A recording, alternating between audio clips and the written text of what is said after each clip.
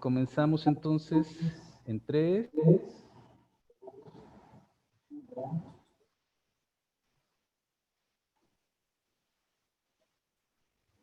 En nombre del Tribunal de Ética Gubernamental, les damos la más cordial bienvenida a este evento denominado Desafíos de los órganos contralores de la ética pública en época de pandemia.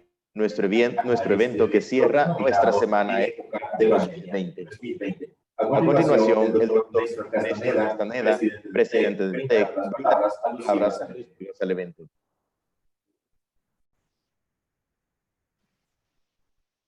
Muy buenos días, estimadas compañeras y compañeros del Tribunal de Ética. Un saludo especial a los miembros del Pleno.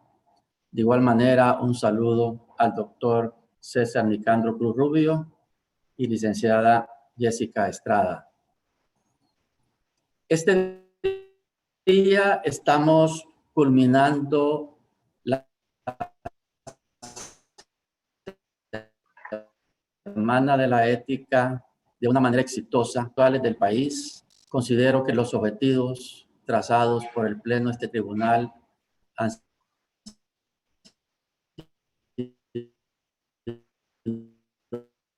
logrados. Tuvimos conferencistas de alto nivel. Los temas analizados nos dejan muchas lecciones, entre ellas la importancia de tener fortalecidas las instituciones públicas y que cumplan con su mandato de ley, y la importancia del recurso humano de cada institución. Considero que el Tribunal de Ética Gubernamental tiene un excelente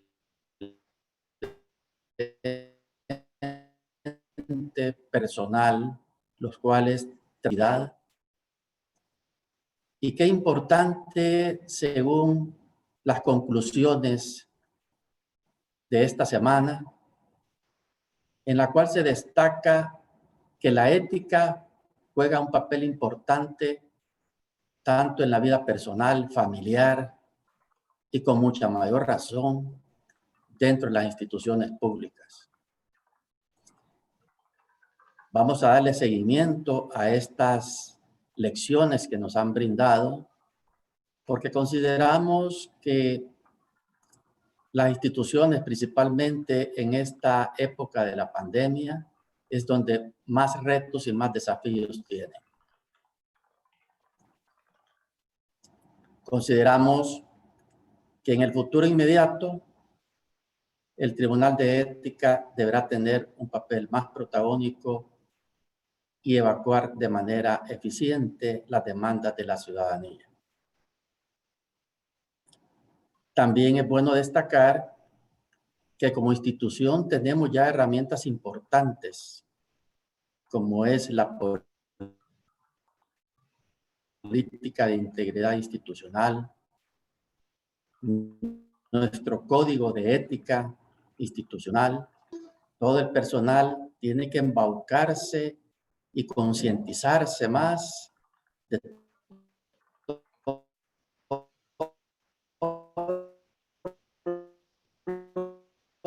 los principios y valores éticos para que se vean. Así es que espero que como producto de la semana nos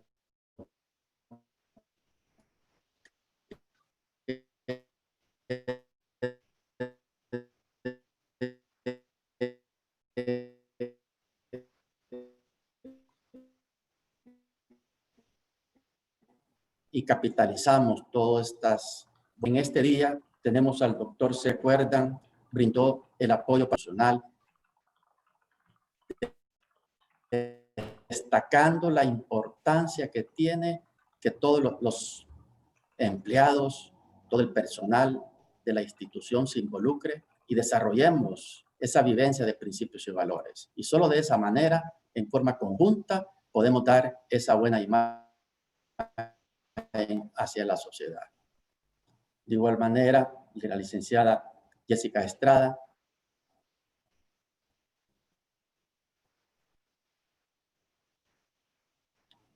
que representa, muy importante, que ha estado monitoreando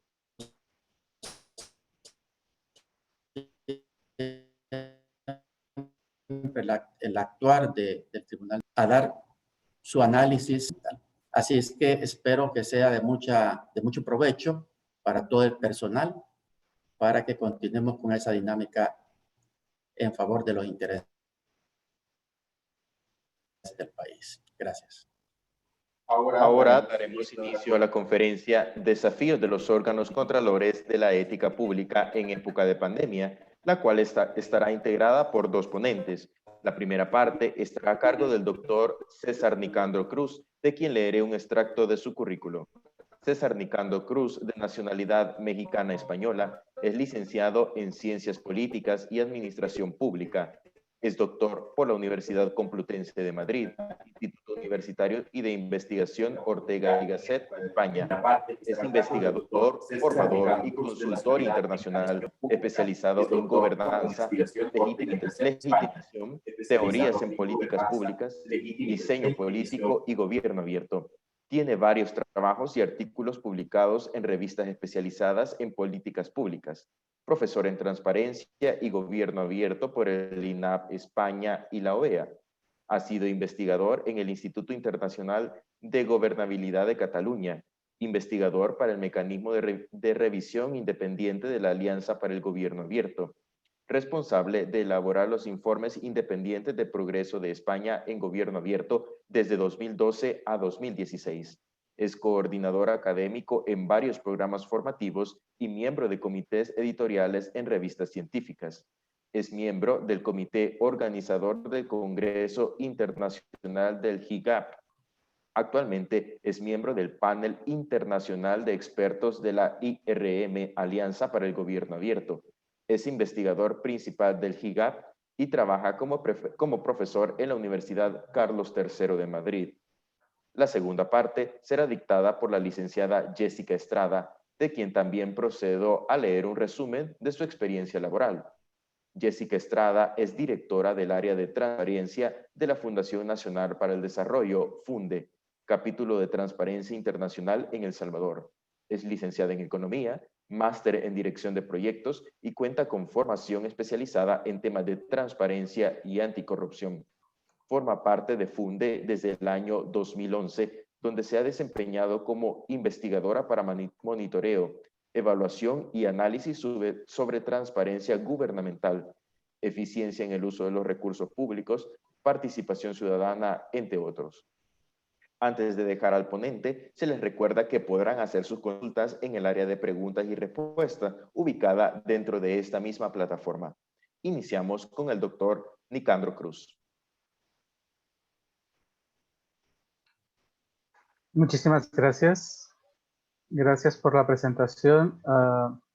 Para mí es un placer, es un honor y una responsabilidad de estar aquí con ustedes en esta conferencia que da un broche de cierre a esta intensa Semana de la Ética que se ha celebrado en El Salvador de la mano del Tribunal de Ética Gubernamental junto con la participación de otras entidades. Agradecer también la presentación a nuestro jefe de ceremonias y por supuesto al doctor Castañeda por sus palabras. Voy a comenzar mi presentación hablando un poco sobre el origen o el sentir y la orientación sobre la que descansa esta keynote, esta presentación. Voy a compartir pantalla. Esperar un poquito. Vamos a ver. Creo que estamos ahí. Sí, me confirma si se ve. Sí, doctor, sí se ve. ¿no? Perfecto. Sí.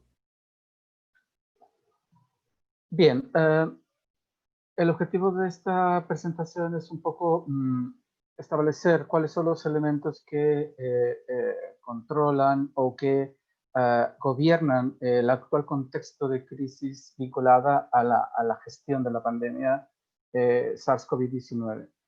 En este sentido, mi interés es identificar cuáles son esos desafíos a los que los órganos de control en ética pública se están enfrentando ahora a la luz de esta crisis sanitaria. Identificando también qué tensiones, retos y escenarios están siendo provocados por dicha crisis con un impacto directo sobre la gestión pública y cómo dichas tensiones impactan directamente también sobre la función de control, de socialización y de formación en materia de ética pública. Al mismo tiempo, no me cerraré al campo de la ética pública, sino que también buscaré referirme a cuestiones que tienen que ver con la integridad y con los espacios de oportunidad que esta propia crisis sanitaria está generando en los países.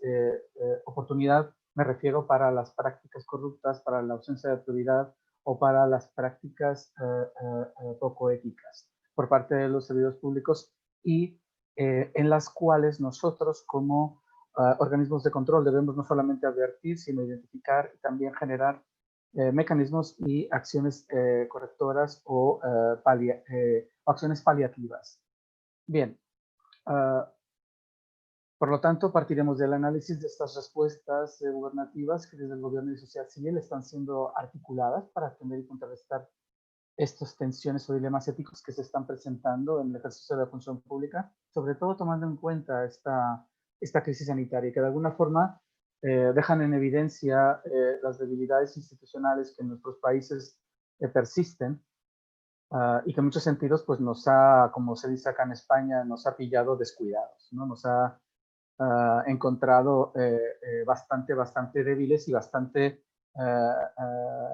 indefensos, con poca previsión respecto de estas dinámicas, ¿no?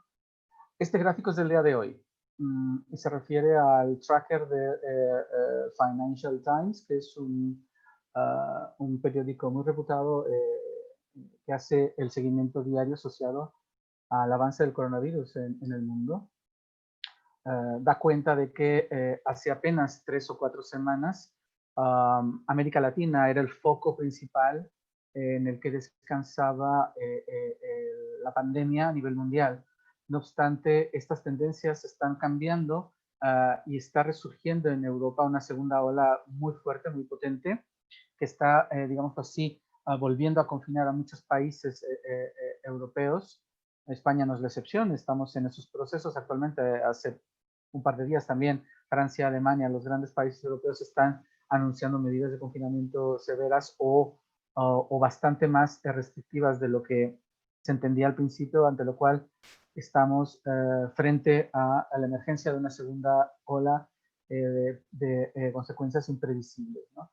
Esto significa o da pauta para entender que en América Latina apenas hemos sufrido los embistes de una primera ola que no ha terminado de bajar y que seguramente en ausencia de controles, en ausencia de una vacuna, pueda generar una segunda ola a inicios de año mucho más potente que lo que estamos sufriendo actualmente en los países europeos. Este sería pues el contenido de la keynote. Vamos a hablar de las tensiones impuestas por el fenómeno de la crisis COVID sobre el Estado, el mercado, la familia. ¿Qué desafíos suponen en materia de integridad y ética pública? Hablaré sobre algunos casos relevantes que creo interesante destacar como medio no solamente inspiracional, sino también para dar cuenta de cuáles son las respuestas que desde tanto los gobiernos como otros actores fuera de los gobiernos están articulando para garantizar la integridad, para garantizar un manejo transparente de recursos, etcétera, etcétera. Y concluiré con algunas reflexiones finales que podemos someter a debate o abrir para posteriores contribuciones o preguntas o comentarios.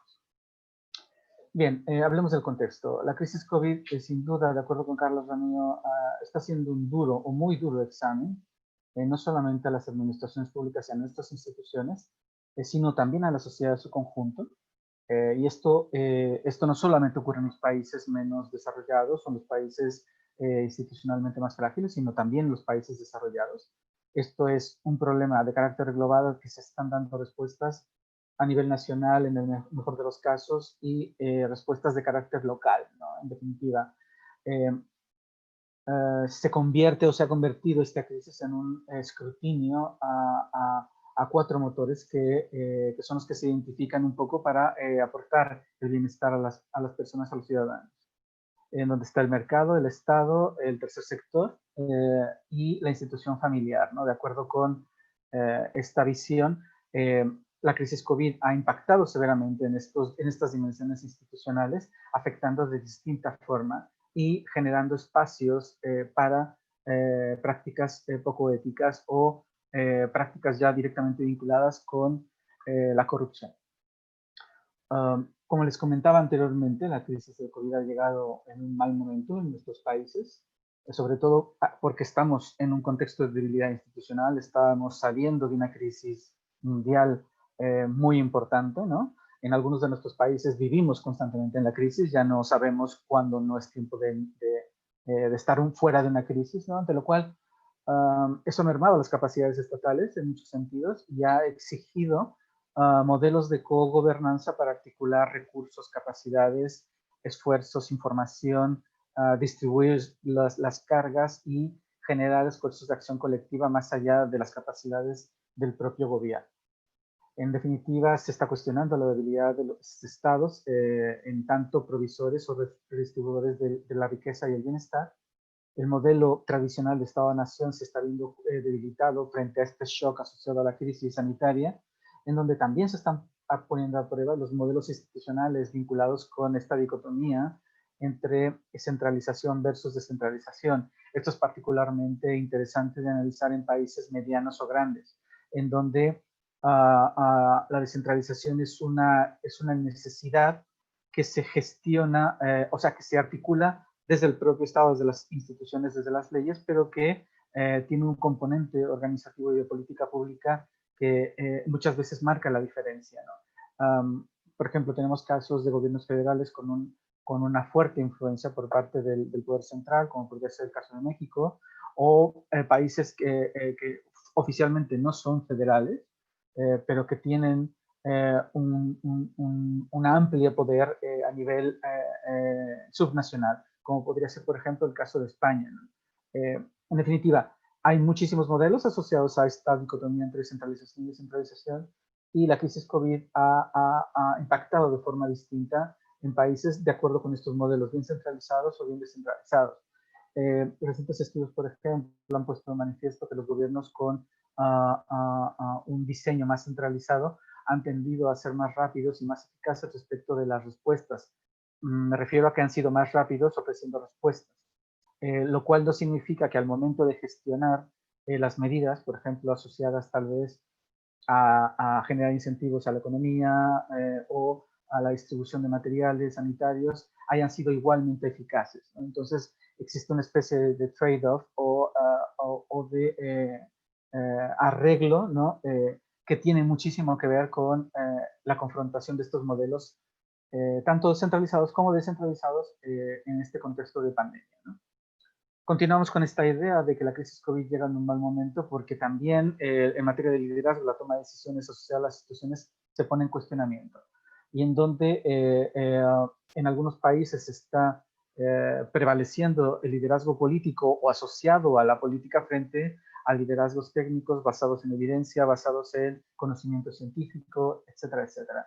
Entonces, también en el marco de este debate o en esta narrativa se ha puesto sobre la mesa una falsa dicotomía o un falso dilema, el hecho de o salvamos vidas o salvamos a la economía, ¿no?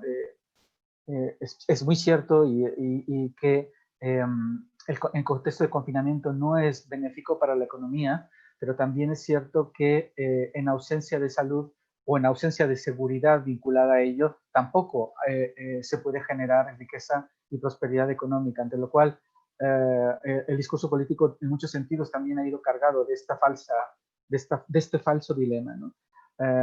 Si necesitamos gobiernos, sociedades fuertes, necesitamos sociedades y gobiernos con ciudadanos saludables, ¿no? Y cuidar la salud se convierte en una prioridad sobre la que descansan muchísimas de las demás decisiones de política pública en este contexto actual de crisis, ¿no?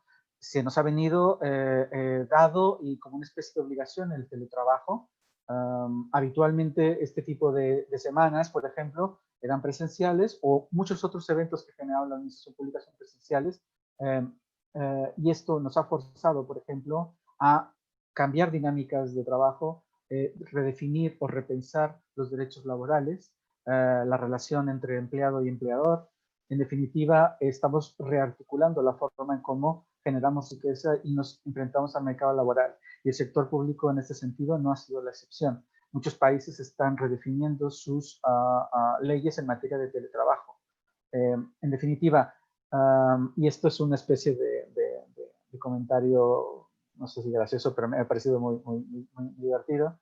Hace una semana o dos vi en una red social, en Twitter, la imagen de un virus, o sea, del coronavirus, que llegaba a una oficina de gobierno y estaba otra persona al lado y diciendo, mira, te presento al experto en innovación pública.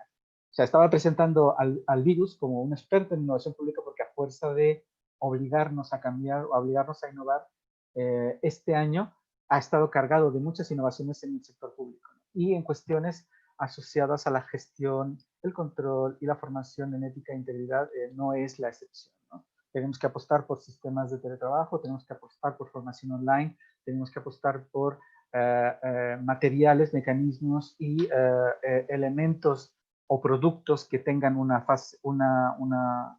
elemento virtual, así como un elemento físico, ¿no? En definitiva, se puede hipotetizar que la crisis sanitaria asociada a la SARS-CoV ha significado en nuestros países y en gran parte de los países del mundo el inicio de un nuevo modelo de organización y de gestión de las administraciones públicas, y en donde la administración vinculada a la ética y la integridad no está exenta de esta presión, ¿no? Carlos Amio también nos indica que de alguna forma es fundamental renovar la idea o el concepto de la ética pública en el escenario actual de desarrollo tecnológico, sobre todo del uso del Big Data, de las nuevas tecnologías, de la inteligencia artificial y de la robótica en el sector público,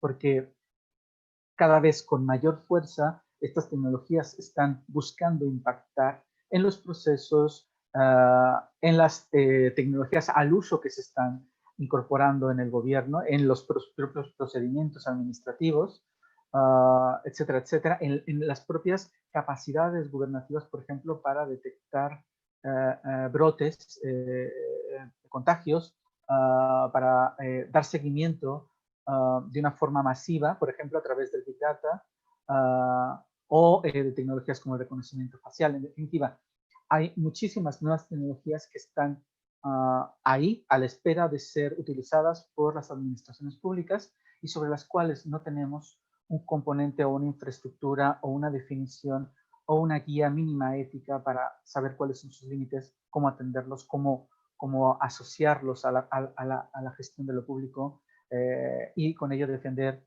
los derechos de las personas, defender el bien común, el interés general. En definitiva, la necesaria renovación de la ética pública pasa por entender que estos avances tecnológicos exigen cambios a la ética tradicional tal como la estamos concibiendo, exigen cambios en su concepción y al mismo tiempo exigen que estos recursos o estas nuevas tecnologías ofrezcan todo su potencial de cambio y todo su potencial de generar valor público sin que ello suponga una merma en nuestras libertades, en nuestras instituciones, en el beneficio de unos pocos en detrimento de la gran mayoría. En definitiva, una revolución tecnológica como esta, que no vaya acompañada de una renovación o una revolución ética, puede generar una gran cantidad de externalidades negativas en prejuicio de nuestras instituciones políticas y sociales y de los propios ciudadanos en general, ¿no? Al respecto, por ejemplo, hay algunas iniciativas internacionales que desde el sector privado han ido avanzando, pero también desde el sector público, en el contexto europeo, la Comisión Europea y el Parlamento Europeo han avanzado una guía ética para el uso responsable de la inteligencia artificial. Son, en definitiva, si mal no recuerdo, 5 o 7 principios que se ubican o que se dirigen fundamentalmente a definir el uso de la ética, digo, de la inteligencia artificial, un uso responsable, un uso que sea accountable, que pueda ser aplicable tanto por las empresas privadas como por el sector público. Y en definitiva, estos son los 6 tópicos que se vinculan. Se debe asegurar que la inteligencia artificial se debe focalizar al ser humano, focalizando específicamente a los grupos, aquellos grupos vulnerables, aquellos beneficiarios con menores capacidades, con menores posibilidades de acceder a los beneficios, por ejemplo, de las políticas públicas, o que han sido socialmente o históricamente excluidos, ¿no? Debemos hacer que esta inteligencia artificial esté por debajo o respete los derechos humanos y fundamentales, así como las regulaciones aplicables en los países en donde se implementan. Deben tener características técnicas de robustez y fiabilidad suficientes como para tener niveles de confianza aceptables respecto de su uso y explotación. Una cuestión clave en esta ecuación es que esta inteligencia artificial debe usarse de una forma transparente. Aquí surge un problema y un dilema, porque muchas de los mecanismos o de los instrumentos asociados a la inteligencia artificial se vinculan con el diseño de algoritmos y estos están protegidos por derechos de propiedad. Entonces, claro, ¿cómo vamos a asegurar la transparencia en algo que en principio está protegido por un derecho de propiedad intelectual? Aquí hay un debate que todavía no está resuelto, pero bueno, en principio la idea es que tenemos que conocer la forma en cómo la inteligencia artificial toma las decisiones. Y eso exige conocer en su mayor especificidad los algoritmos que se programan a tal efecto. Y finalmente, esta idea de que ninguna inteligencia artificial debe restringir las libertades humanas. Bien, estos como principios suenan bien, pero en la práctica resulta que no es fácil implementar estos principios con la debida profundidad y con la debida atención. Así que en definitiva tenemos esa tensión. Los avances tecnológicos nos exigen replantearnos la ética y la forma en cómo usamos la inteligencia artificial tanto en el sector público como en el sector privado. Y también existe fundamentalmente, gracias a la crisis COVID, una tensión no resuelta entre ciudadanía y Estado, porque ha generado estrés, un estrés institucional entre estos dos grupos, ¿no? Entre la ciudadanía y el Estado, asociado, por ejemplo, a la credibilidad, a la confianza, asociado a la capacidad demostrada de los propios estados para salir de estos procesos de crisis, y en donde la crisis COVID está dejando cada vez más pobres, está dejando la erosión de las clases medias, está favoreciendo la desaparición del ahorro familiar, elevar las tasas de desempleo, elevar también los niveles de informalidad, en fin, en definitiva, se están empeorando todos los indicadores asociados a la economía y a la economía productiva, pero al mismo tiempo está generando este contexto, también está generando nuevas oportunidades no previstas por la ley ni por las instituciones actuales para generar procesos vinculados con la corrupción. Y que pueden identificarse claramente en materia de contratación pública cuando se trata de contratos públicos, de compras públicas de emergencia, o cuando se trata, por ejemplo, de identificar nuevas ayudas públicas, subvenciones, apoyos económicos que surgen actualmente en este contexto de crisis para buscar atender a estas clases menos favorecidas, pero que también permiten o generan un espacio de oportunidad para el fenómeno del free rider, ¿no? Los gorrones o los polizones o aquellos que abusan de estos recursos y no aportan para su mantenimiento o reproducción, ¿no? En el campo de las políticas públicas este es un problema muy severo. La idea de identificar y controlar el free rider, ¿no? El free rider problem que se llama, ¿no? Bien, ante ello, ¿cuáles son las dimensiones de actuación en materia de órganos que buscan el control sobre la integridad y la ética pública? Bien, pues básicamente las 3 dimensiones se asocian con 3 elementos: el control, la orientación en ética pública es decir, la orientación asociada a la formación, a la sensibilización y en materia de gestión de la integridad y la ética pública, es decir, cómo aplicamos la normativa básica asociada con las áreas sustantivas vinculadas con la defensa, la promoción y el control de la ética y la integridad pública, tanto dentro de nuestra organización como fuera de la misma y en otras entidades del sector público. Estas tres dimensiones son clave porque nos permite asociar a cada una de ellas distintas herramientas o estrategias de actuación que los órganos controladores de ética deben tomar en cuenta, en tanto son actividades sustantivas, pero en tanto también son elementos que nos permiten poner el foco de atención y sobre todo de cara a esta crisis COVID, ver de qué forma están impactando o podrían generar desafíos para atender de forma inmediata por parte nuestra. Así pues, las problemáticas a atender en el marco de la pandemia asociado a este contexto sería básicamente 4, ¿no? Esta idea de que o bien existe opacidad o bien hay falta de controles vinculados con procesos de contratación y compras públicas de emergencia. Otro elemento sobre el cual deberíamos poner el foco sería básicamente en la transparencia y de cómo estamos generando información clara, concisa, sistemáticamente publicada en formatos amigables, vinculada con cómo está gestionando nuestro gobierno, nuestras administraciones públicas, la gestión de esta crisis. Cómo está realizándolo, qué resultados está obteniendo con ello. Muchos países están teniendo problemas incluso para generar esa información, porque están hablando están reaccionando y no han generado un sistema mínimo de indicadores que les permita ofrecer esta información, pero es una información fundamental para conocer si lo que se está haciendo está teniendo los resultados, está generando resultados o no, y si se puede corregir y cómo.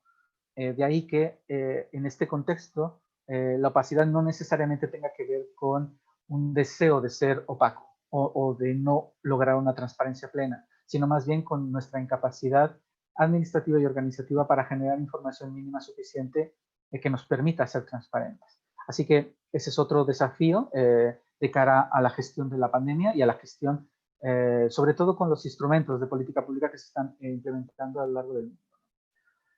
Como les comentaba anteriormente, también la crisis COVID está generando oportunidades para el surgimiento de comportamientos de corrupción o comportamientos no éticos de funcionarios, al amparo de la implementación de políticas, por ejemplo, de reactivación económica o de atención a grupos desfavorecidos o para favorecer, por ejemplo, a través de coimas o mordidas o sobornos, comportamientos tipo free rider, ¿no?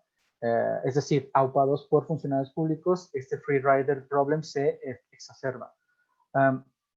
También podemos identificar como un gran desafío las posibilidades que tienen determinadas empresas privadas que manejan, gestionan y controlan datos y transforman datos los monetizan, y el uso no ético de este Big Data o de la tecnología basada en la inteligencia artificial para, por ejemplo, rastrear a personas, darles el seguimiento en detrimento, por ejemplo, de su defensa a la intimidad personal o de su protección de datos personales. Aquí es muy importante generar un balance entre ambas cuestiones. Hablaré rápidamente sobre aspectos internacionales, creo que yo voy un poquito corto de tiempo. Hablamos el seminario pasado sobre la Alianza para el Gobierno Abierto, ya sabemos qué es, 70 países, 20 gobiernos subnacionales, actualmente 56 gobiernos subnacionales más de 2.900 compromisos y con un mecanismo de respuesta abierta ante el fenómeno de COVID. También hablamos del Sistema Vasco de Integridad como un sistema interinstitucional y de coordinación intergubernamental para generar un marco común a nivel subnacional de integridad con un sistema de rendición de cuentas, con sistemas de evaluación, etcétera, etcétera. Todo esto lo saco a colación ahora mismo porque en el marco de este esfuerzo también están desarrollando acciones específicas vinculadas a paliar o atender la crisis COVID, en donde han apostado por un modelo mucho más transparente, donde han apostado por diseñar sistemas de indicadores que permitan también procesos de evaluación y rendición pública de cuentas, en todo esto en clave participativa. Así que, como este sistema vasco ya está funcionando, está operando, está implementándose, ha sido relativamente fácil incorporar esta crisis COVID, ¿no? Como un elemento más de análisis, de reflexión y de reacción frente a los dilemas éticos y asociados a la integridad a nivel subnacional en Euskadi, ¿no? En el País Vasco. Esta sería la experiencia del País Vasco. También en República Dominicana hemos identificado, por ejemplo, en materia de contratación pública, una experiencia de participación ciudadana de carácter restringido, pero muy interesante, que se asocia básicamente a dar un seguimiento y hacer una especie de monitoring, de sistema de monitoreo a los procesos de compras y contrataciones públicas de emergencia asociadas con la crisis COVID. En el año, a inicios de la pandemia, se firmó en abril un decreto mediante el cual se creaba una comisión de veeduría ciudadana especial, específicamente vinculada con las compras de emergencia. Esta comisión de veeduría ciudadana se implicó directamente con la Dirección General de Compras Públicas, pero que también tiene una representación de organizaciones de sociedad civil, así como de otras organizaciones representativas y legítimas, y con un capital, digámoslo así, comunitario importante, ¿no? Y sobre la cual basaron procesos de seguimiento y monitoreo a las compras de emergencia. Algunos de los resultados fueron bastante relevantes porque se transformó la forma en cómo se generaba la compra de emergencia. Se completaron 160 procedimientos de compra que generaron 600 contratos con adjudicación completamente transparente asociado a estos procesos de compra de emergencia, y todo con base y con un seguimiento documentado. En tal caso, se habla de una experiencia a cierto punto exitosa respecto de esta estrategia. Actualmente las comisiones de veeduría ciudadana operan en cada una de las entidades de la Administración Pública Dominicana. No todas funcionan igual y no todas funcionan con la misma intensidad, pero esta comisión de veeduría ciudadana especial funcionó bastante bien. Ahora mismo no sé cómo está funcionando porque hubo un cambio en el gobierno en República Dominicana, pero creo que sigue funcionando en materia de control y de supervisión actualmente. Bien, también tenemos otro caso interesante de seguimiento presupuestal. Este viene de sociedad civil. El capítulo peruano, si mal no recuerdo, Proética de Transparencia Internacional, desarrolló estos dos proyectos que están también incluidos en el catálogo de Open Responses de la Alianza para el Gobierno Abierto, que llaman Lupa sobre las transferencias y el seguimiento de la ejecución presupuestal. Básicamente son sistemas de monitoreo ciudadano al gasto y a los presupuestos vinculados con el estado de emergencia. Todo en clave de una accountability horizontal, es decir, en donde actores fuera del gobierno intentan dar seguimiento y cierto control y fiscalización al dinero destinado a paliar los efectos negativos de la crisis COVID. También otro caso muy relevante es que los capítulos de Transparency International se unieron, México junto con otros 14 o 15 países más, entre ellos El Salvador, no, 13 países, México es el 14º, para diseñar o identificar cuáles eran los principales riesgos en materia de contratación pública asociados a la crisis COVID, y como resultado de ello, esta coalición, digámoslo así, elaboró una guía de riesgos en materia de contratación pública para los países de América Latina participantes. Supone un esfuerzo de socialización de esos espacios en donde la corrupción puede ocurrir y en donde nosotros como órganos controladores de la ética debemos tener mucho más foco de atención, ¿no? Finalmente, el caso que quería yo destacar y con el que quiero cerrar la keynote tiene que ver con una experiencia colombiana muy interesante en donde se potencia y se busca transformar la infraestructura o ética de los países a través de su elemento humano, de su factor humano. Y en concreto a través de los funcionarios públicos, que son en definitiva el núcleo y el gran centro de atención de todos los esfuerzos en materia de ética e integridad pública. Colombia es un país que, como saben, cuenta con una alta tradición jurídica y legalista, aunque esta se ve compaginada también con un elevado nivel de incumplimiento de las leyes. Es decir, Colombia es un país de muchas leyes, es un país muy regulado y de tradición jurídica, pero al mismo tiempo es un país en donde el incumplimiento de la ley es más la norma que la excepción. En este sentido, las regulaciones que no agotan las zonas de interferencia o de colisión que pueden producirse entre lo público y lo privado, generalmente son aspectos que determinan el éxito o fracaso de un contexto institucional favorable para él. Así que en este caso, también es importante que los ciudadanos, servidores públicos y las organizaciones, más allá de las leyes, se comprometan activamente con la integridad en sus actuaciones cotidianas.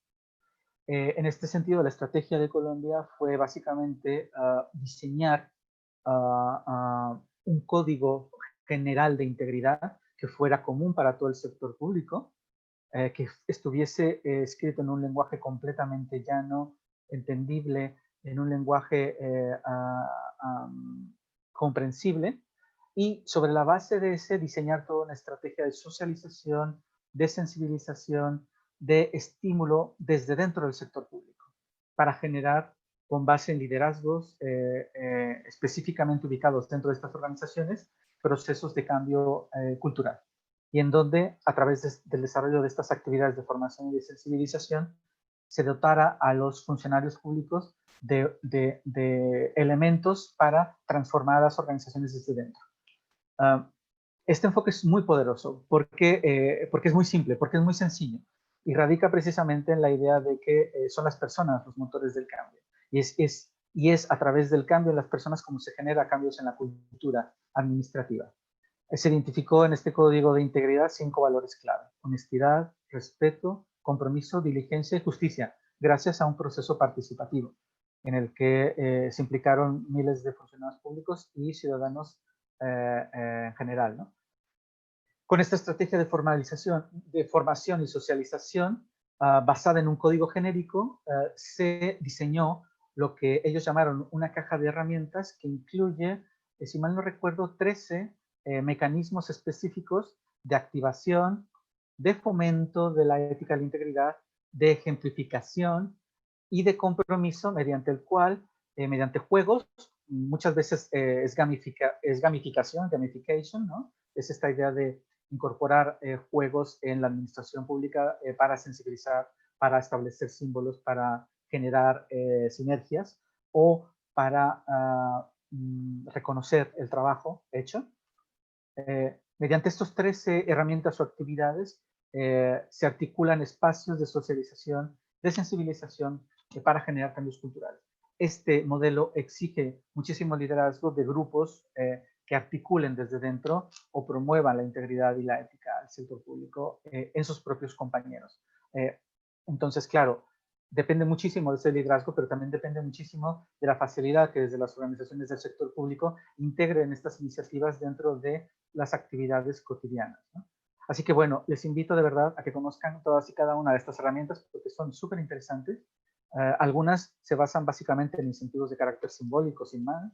Otras tienen que ver básicamente con reconocer el trabajo. Por ejemplo, en la categoría de ejemplificar están estos tres tipos de actividades o herramientas para fomentar valores, ¿no? Para fomentar prácticas adecuadas o prácticas asociadas a comportamiento ético. En definitiva, ofrece ideas muy potentes para generar desde la simpleza cambios culturales de calado al interior de nuestras organizaciones y que no sientan los funcionarios públicos, no sientan nuestros compañeros que están trabajando la ética en solitario. Esto es un esfuerzo colectivo. El liderazgo siempre ha sido, cuando es exitoso, es un esfuerzo colectivo.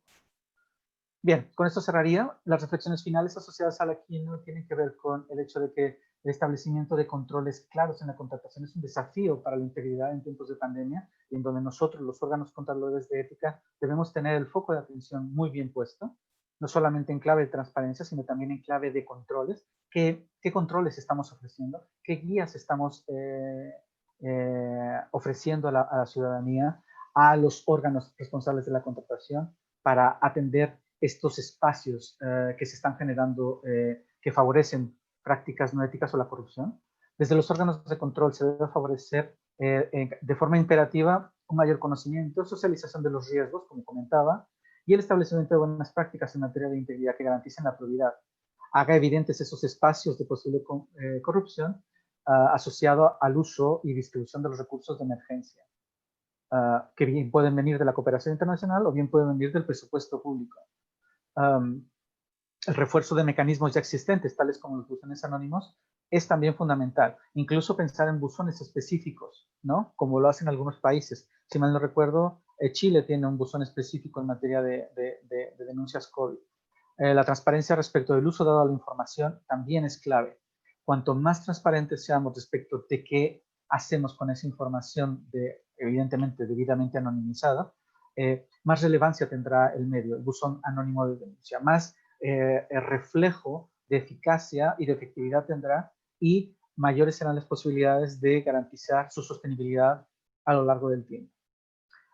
Evidentemente, los buzones anónimos tienen unas características técnicas que garanticen el anonimato de aquel que recibe la información y la no identificación de aquel que la emite, ¿no? O aquel que ofrece esta información. También, en un contexto de COVID, es muy importante garantizar por ley la protección a los denunciantes. Y esto es algo que desde organizaciones como Access Info Europe, Transparency International y otras organizaciones son muy enfáticas. La protección al denunciante de corrupción es un aspecto fundamental en esta ecuación. La formación en integridad es otra dimensión clave, ya hemos hablado de ella y cómo también a través de procesos de formación y sensibilización se puede generar cambios culturales de calado, pues se centra en el factor humano y en el recurso humano de nuestras organizaciones. El ejemplo y el caso colombiano es particularmente relevante o destacado en este ámbito y creo que en el contexto de El Salvador podría generar muchísimas ventajas en el corto y mediano plazo. En caso de ser no aplicado al 100%, pero sí hacer un esfuerzo de benchmarking para identificar aquellas prácticas que pueden ser fácilmente trasladables al contexto salvadoreño. Finalmente, transformar estos modelos de formación más tradicionales a fin de ampliar la cobertura vinculada con la formación en ética puede ser una estrategia interesante. Efectivamente, esto lo ha hecho en México, la propia Secretaría de la Función Pública, su formación en integridad y en ética, su política de formación en integridad y en ética va en esa dirección, pero entiendo que su potencial impacto es mucho menor que aquel que se asocia directamente con transformar las organizaciones desde dentro. Así que, si estamos apostando por modelos de formación más ambiciosos, tendríamos que pensar en una estrategia combinada que tuviese ambas dimensiones en consideración y en un contexto de una mayor ambición en el mediano y largo plazo. Perdón por irme tanto, creo que tomé muchísimo más tiempo del que debía. Muchísimas gracias por su atención. Ahí paro y estoy encantado de recibir de ustedes cualquier comentario o duda o abrir el debate. Muchísimas gracias. Muchas gracias, doctor, por su gran participación. En este momento daremos paso a la charla de la licenciada Jessica Estrada. Sin embargo, me permito recordarles que pueden realizar sus preguntas en el espacio de preguntas y respuestas en el menú bajo sus pantallas. Nuestro equipo las retomará para canalizarlas a los panelistas al final de la conferencia. Sin más, dejo la palabra con la licenciada Jessica.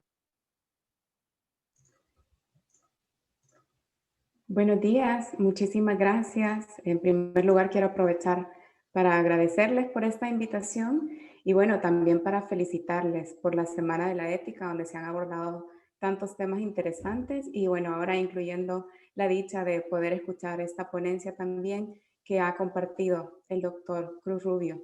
Me han invitado esta mañana para hablar sobre los desafíos de los órganos contralores de la ética pública en época de pandemia, pero enfocándonos un poco en los desafíos de nuestro órgano contralor en esta materia, que es la institución que ustedes integran. Para poder irme guiando un poco, voy a compartirles mi pantalla y solo agradeceré si me indiquen cuando puedan verla. La podemos ver, la podemos ver. Perfecto, muchísimas gracias. Bueno, les decía, creo que para todos nosotros la vida tal como la conocíamos ha cambiado increíble y drásticamente debido al COVID-19. Y aunque esta pandemia parece que aún no está cerca de terminar, tenemos varias lecciones aprendidas y desafíos identificados en muchas materias. Antes de referirme específicamente a los desafíos, quisiera que hagamos un pequeño recorrido sobre dónde estábamos antes de la pandemia, sobre lo que ha pasado durante los últimos meses en nuestro país. Creo que es casi imposible hacerlo en unos minutos, pero Creo que todos somos conscientes de las múltiples falencias que tenemos en el país y por ende las oportunidades de desarrollo que hay, porque la brecha es enorme. Distamos de estar en ese lugar que muchos de nosotros aspiramos, o por qué no decirlo, que muchos de nosotros soñamos, un país con oportunidades para todos y todas, un país con altas tasas de crecimiento, altos niveles de desarrollo y la corrupción eliminada o reducida a su mínima expresión, entre otros factores. Quería hacer un ejercicio un poco más interactivo, pero me ha fallado un poco la tecnología, así que solo quiero invitarles a pensar unos segundos cuál o cuáles consideran ustedes que son los problemas de país que más se han profundizado con la pandemia. No los voy a dejar pensando tampoco por mucho tiempo, pero creo que es fácil identificar uno, dos o que tres se nos vengan a la mente y cada uno va a tener opiniones muy distintas. Pero yo comparto esta opinión de la siempre recordada y simpática Mafalda, que si bien el COVID ha acabado con la sociedad, la industria, la economía, podemos decir no sé cuántas cosas, si con algo no ha acabado es con la corrupción. Y bueno, quiero enfocarme en este tema y para ello voy a partir mostrándoles datos del indicador más reconocido y utilizado en el mundo, que es el índice de percepción de corrupción que elabora Transparencia Internacional cada año y que lo presentamos en los capítulos. Me imagino que ustedes ya lo conocen. La última medición corresponde al año 2019.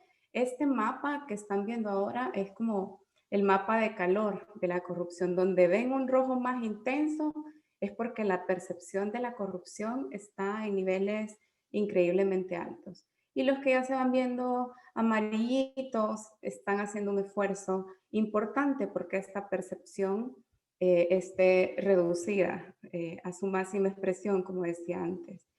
En El Salvador, la presentación que hicimos en Funde a inicios de este año corresponde a los resultados del año 2019.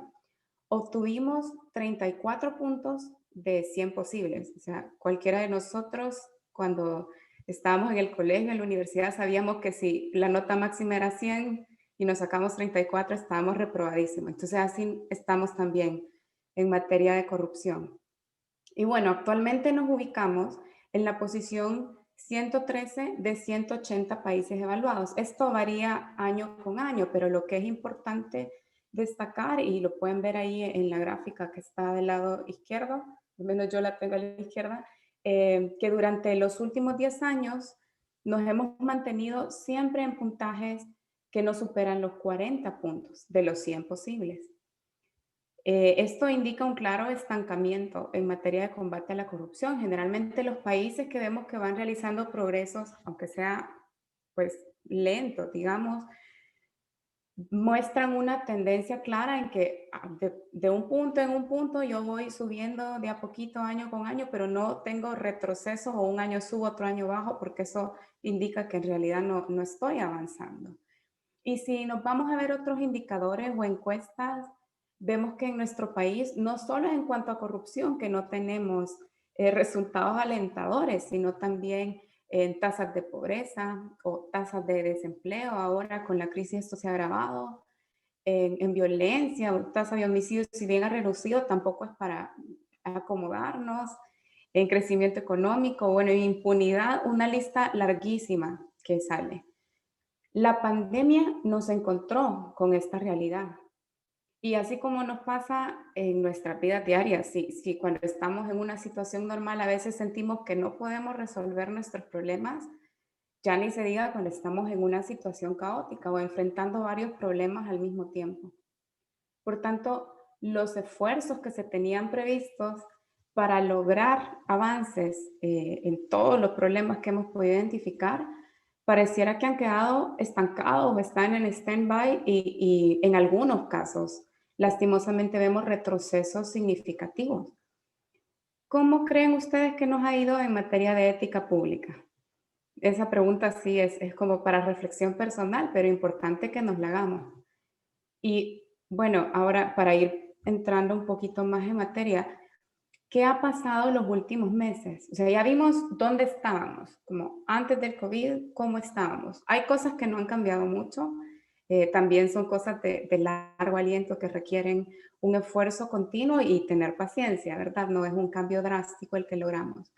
Pero en los últimos meses hemos tenido ya casi un año, comenzó esta pandemia a sacudir todo el mundo, pero en cada país se han identificado ciertas particularidades. Aunque se trata de una emergencia o crisis sanitaria, en países como el nuestro, la situación se ha salido por completo. Déjenme solo... ¿Me pueden confirmar que están viendo la presentación en página completa? Porque se puso negra mi pantalla un momentito y quiero verificar. Ahorita estamos viendo, está en la diapositiva qué ha pasado en los últimos meses. Uy, ok. Déjame ver acá. Listo. Ahí estoy de nuevo. Disculpen. No hay problema. Bueno, sí, les decía que, bueno, esta situación a todos nos ha golpeado, a todos de manera diferente y también todos hemos reaccionado de manera diferente. Entendemos que una situación extraordinaria requiere tomar de medidas extraordinarias para enfrentarlos y, bueno, una respuesta rápida de todas las instituciones. Sin embargo, las medidas que se toman deben tener también ciertos límites y principalmente porque deben respetar los límites establecidos primero en nuestra Constitución, en nuestras leyes y especialmente respetar los derechos de todas las personas. A lo largo de estos meses, de marzo para acá, hemos visto situaciones como las que les muestro ahorita en pantalla. Se recuerdan, creo muy bien todos, de los famosos centros de contención, que algunos les pusieron centros de contagio, que se implementaron ahí por abril-mayo. Luego también recordamos estas imágenes tan fuertes de la gente con banderas blancas pidiendo ayuda para alimentos porque todavía no estaban recibiendo ayuda de parte del gobierno.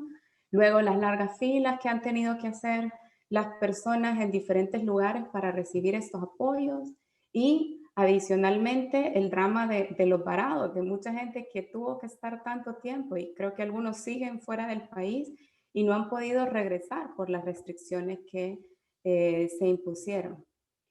Entonces, les decía que las medidas extraordinarias que se implementan para enfrentar la emergencia definitivamente son necesarias, pero serían más eficientes y por supuesto trasladarían más confianza si van acompañadas de transparencia, de rendición de cuentas, de integridad y por supuesto de medidas de control adecuadas en general. Si nosotros sabemos que las personas que están atendiendo una emergencia o en cualquier situación, si alguien que nos está atendiendo, tenemos esa garantía que es una persona ética, proba, que tiene empatía, que se muestra solidario, todos nos sentimos muchísimo más tranquilos a la hora de hacer cualquier cosa en realidad. Y en todo el mundo lo que hemos visto es que la pandemia ha incrementado la discrecionalidad porque los controles que hay tienden a relajarse y elementos como esto tal vez no es adrede, pues, pero se van invisibilizando. Nos olvidamos de que es importante la transparencia porque solo estamos pensando en hacer las cosas rápido, en brindar una respuesta rápida. Nos olvidamos de la rendición de cuentas porque eso vendrá después y muchas veces nos olvidamos de la ética y de la integridad, lo cual es verdaderamente lamentable. Y bueno, en situaciones como esta, más allá de lo que nace de cada uno de nosotros, también se ponen a prueba los mecanismos que en cada país tenemos ya establecidos para la promoción de transparencia y también para el combate a la corrupción. Antes de la emergencia ya veníamos identificando algunas falencias en esto y también ciertos patrones de resistencia hacia la transparencia, la rendición de cuentas, la libertad de prensa y a la separación de poderes. Es decir, la pandemia lo que ha venido a hacer es simplemente desnudar todas estas falencias, todos estos desafíos en materia de ética y promoción de transparencia y también en lucha contra la corrupción. Pero bueno, luego de esta pequeña historia, este recorrido que hemos hecho, ¿qué papel juega la ética pública? Preparando esta presentación, estaba buscando la definición de ética pública que mejor se adaptara a lo que quiero trasladarles. Y finalmente opté por quedarme con la forma en que la Carta Iberoamericana de Gobierno Abierto explica este principio de ética pública e integridad. Puede que haya influido también que tendría el privilegio de compartir este espacio con el doctor Cruz, que es un verdadero champion en materia de gobierno abierto.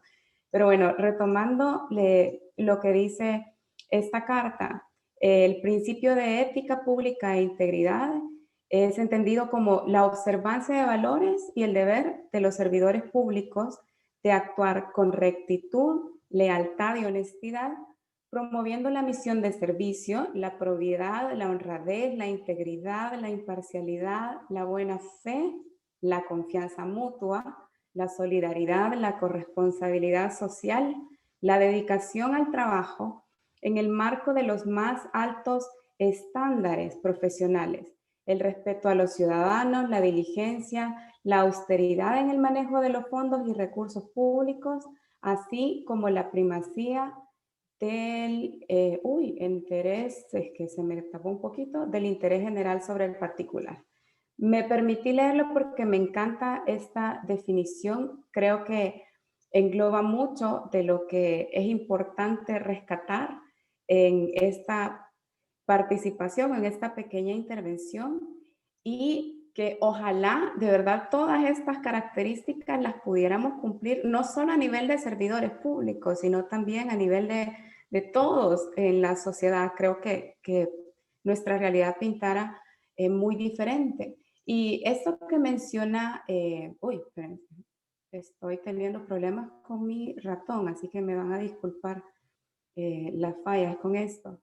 Pero lo que menciona la Carta Iberoamericana está directamente vinculado con lo que establece la misma ley de ética gubernamental, ¿verdad? En la cual vemos que la actuación de todas las personas sujetas a esta ley, es decir, servidores públicos actuales y también ex servidores públicos, y de todas las personas que administran bienes o manejan recursos públicos, debe regirse por los principios que están viendo en su pantalla y que me imagino que ustedes seguro se saben de memoria.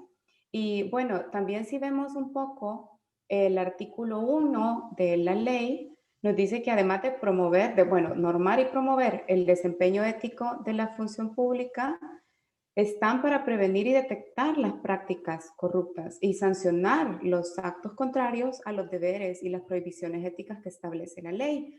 Es más, uno de los considerandos que siempre me gusta traer a colación y que está en la actual ley de ética gubernamental, indica que el propósito de promover esta ley es establecer un adecuado régimen de ética gubernamental, lo cual es fundamental para el desarrollo de la institucionalidad democrática del país, la correcta administración del patrimonio público y el combate a la corrupción, así como la eficiencia de la administración pública.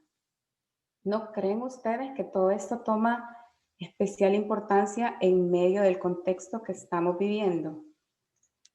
Igual lo dejo para reflexión de cada uno de ustedes. En una situación de crisis y de incertidumbre, los aspectos éticos deberían ser una de las principales guías para todos, para todas. ¿Se imaginan todos los dilemas éticos que se han tenido que enfrentar estos meses?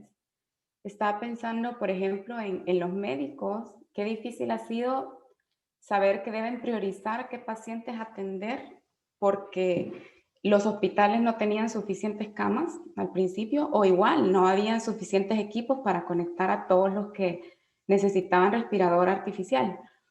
O a las personas a cargo de las compras, tendrá un proveedor que le dice, yo se lo entrego mañana, pero no lo podemos devolver. Es decir, no puedo verificar la calidad y al final esperar que me lo cambien, por ejemplo, versus esperar 3 semanas para que me entregue un insumo que me están pidiendo para allá. O quienes han estado a cargo de las construcciones, creo que tenemos infinidad de casos y ustedes en el tribunal también han tenido algunos de estos dilemas o han identificado otros por las personas que se han acercado a ustedes. Y bueno, para entrar ya un poco a qué desafíos podemos identificar. Lo que hemos vivido durante los últimos meses nos deja muchísimas lecciones.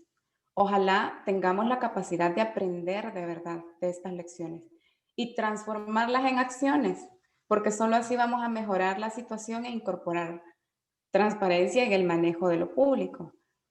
No pretendo ser exhaustiva con los desafíos que yo logro identificar, porque estoy segura que ustedes han podido identificar y que van a complementar esto. Algunos ya nos los dejaba también el doctor Cruz Rubio, pero en primer lugar, considero sumamente importante la difusión de la ética pública, porque muchas veces esta no es vista como algo importante. Incluso para algunas personas percibo que lo ven como algo anticuado o que no tiene aplicación actual y por ende no se actúa conforme la escala de valores que deberíamos exigir en la sociedad. Sin embargo, es un área que sé que se han hecho muchísimos esfuerzos en el tribunal para capacitar y formar no solo a servidores públicos, sino a diferentes niveles sobre esto. Pero es importante continuar trabajando porque en algunos lugares todavía no existe un reconocimiento de los valores, sobre todo dentro de las entidades públicas, ni siquiera de las entidades que están llamadas a ejercer Contraloría. Entonces sí, aquí aparte de identificarlo como reto es pues animarles a todos los que tienen a cargo estas labores de difusión para que continúen el trabajo y pueda comprenderse la importancia de contar con servidores públicos que interioricen valores, que posean ética. Y en esta medida, por supuesto, contribuir a un combate efectivo de la corrupción en nuestro país y en el contexto de la pandemia, pues a atender la emergencia de una manera más efectiva. En segundo lugar, quiero destacar la incorporación de mejoras normativas a nivel de la ley o de otras reglas que ustedes tienen establecidas. Como usuaria, digamos, del Tribunal de Ética Gubernamental, pero también como alguien que ha tenido oportunidad de conversar y entrevistar a integrantes de comisiones de ética o brindar acompañamiento a otras personas que presentan denuncias o avisos al tribunal. Existen violaciones a principios éticos que no pueden ser sancionables con nuestra actual ley. Y sabemos también de los esfuerzos que se han hecho para incorporar reformas a la ley y que no han avanzado en la Asamblea. La actual ley de ética gubernamental ha sido un avance importante en sí misma. Estamos conscientes de eso, pero también de la necesidad de incorporar algunas reformas para darle más fuerza o afilarle los dientes, como diríamos, y responder de mejor manera a las demandas de la ciudadanía y a sanciones que resulten efectivas para que los funcionarios también tomen decisiones con base a la ética. Ya lo mencionaban antes, a veces no basta con decir voy a actuar conforme la ley, sino también preguntarme qué tan ético es lo que estoy impulsando, lo que estoy haciendo. Y bueno, en definitiva, al ser una institución que atiende denuncias, avisos, demandas de la ciudadanía, en la medida que yo pueda ir dando respuesta, voy a motivar también y activar para que se utilice más el mecanismo. Si no, puede resultar frustrante para algunas personas animarse a presentar una denuncia y no obtener respuesta, o que al final le digan, sí, mire, hubo una sanción ética, hubo una infracción ética, pero no podemos sancionarlo porque la ley no nos lo permite. Entonces esto a veces genera un poco de frustración y por eso es importante ir promoviendo estos cambios que nos permitan mejores sanciones y también mejores disuasivos. Y bueno, por último, pero no menos importante, quiero referirme a la importancia, valga la redundancia, de agilizar los procesos. Antes se los decía, aunque estamos en emergencia, deben existir límites para evitar abusos y para evitar la corrupción en general. pero muchas veces no actuamos tan conscientemente, sino que necesitamos a quien nos esté presionando para establecer esos límites o a quien nos diga de aquí no puede pasar. Entonces, el tribunal está llamado a velar porque se respeten los límites vinculados a los principios éticos que hemos venido mencionando y a todas las obligaciones que deberían estar cumpliendo los funcionarios públicos. Entonces, es importante que en todo momento tomemos conciencia que una situación de emergencia no habilita para que nadie haga lo que quiera, independientemente del cargo que tenga o independientemente de la institución en la que se encuentre. Se han presentado varias denuncias y avisos en este contexto. Resolver en el menor tiempo posible puede ayudar a mejorar o a dar una mejor atención en la emergencia. Sé que mucho de lo que estoy diciendo viene amarrado, digamos, a otros desafíos o a otros retos que ya tiene la institución. Y bueno, que en muchas instituciones también vemos que se repiten, como puede ser la limitación de recursos, no solo financieros, sino también recursos humanos, que igual están enlazados. Los retos que se están enfrentando, o bueno, todos creo hemos pasado ya por esto, al adaptarnos a esta nueva normalidad, pero sobre todo para realizar nuestro trabajo. Creo que eso también juega en contra muchas veces. Y, por supuesto, otras cuestiones que a veces no dependen solo del tribunal, sino de otras instituciones, por ejemplo. En definitiva, y con esto quiero ya ir cerrando para tener oportunidad de conversar luego y atender las preguntas, la ética pública debe verse como parte del día a día, o sea, más bien es parte del día a día de la vida política y de quienes tienen el privilegio de ser servidores públicos, con mayor razón. Generar una cultura que abrace la ética pública en general y de todo lo que conforman la administración pública debería ser un propósito de todo y trabajar en esta vía. Quiero también rescatar algo que decía el doctor Castaneda en su intervención inicial, y es que el elemento humano es fundamental. Conozco el compromiso de muchos que están ahora en el Tribunal de Ética Gubernamental por transformar nuestro país. Les animo a continuar dando el máximo esfuerzo cada día, a mostrar el peso que el tribunal debe tener en la construcción de una cultura de transparencia en nuestro país y para combatir la corrupción. Y como también mencionaba el doctor Cruz Rubio, que tengamos en mente esto, que nosotros somos los motores para generar los cambios. Y es importante el esfuerzo que podamos poner cada día para enfrentar estos desafíos que puedan identificarse y sobre los cuales podemos quedarnos también platicando para profundizar. Y especialmente para lograr que desde la institución se logre una adecuada aplicación de lo establecido en la ley de ética gubernamental y que en la sociedad se vaya como empapando de todos estos principios éticos que son tan necesarios y en estas circunstancias muchísimo más que antes. Así que les agradezco su atención, quedamos atentos a las preguntas, creo que va ahora el espacio de preguntas y les mando un cordial saludo a todos, esperando se encuentren muy bien. Agradecemos a ambos ponentes por sus magistrales participaciones. También a todos ustedes, compañeros, que han estado participando activamente en el chat de esta actividad. De hecho, los quiero invitar a que por favor visiten el área de preguntas y respuestas, dado que el doctor Nicandro Cruz ya ha respondido a varias preguntas que se han realizado y tiene respuestas muy importantes y también que han aportado más información de la que nos brindó en su ponencia. De igual manera, doctor, le quiero preguntar si usted desea ampliar sobre alguna de las respuestas que ya dio en el área de chat. Muchísimas gracias, José Manuel. Sí, efectivamente, bueno, me preguntaban sobre el tema de qué forma la inteligencia artificial podía limitar libertades humanas.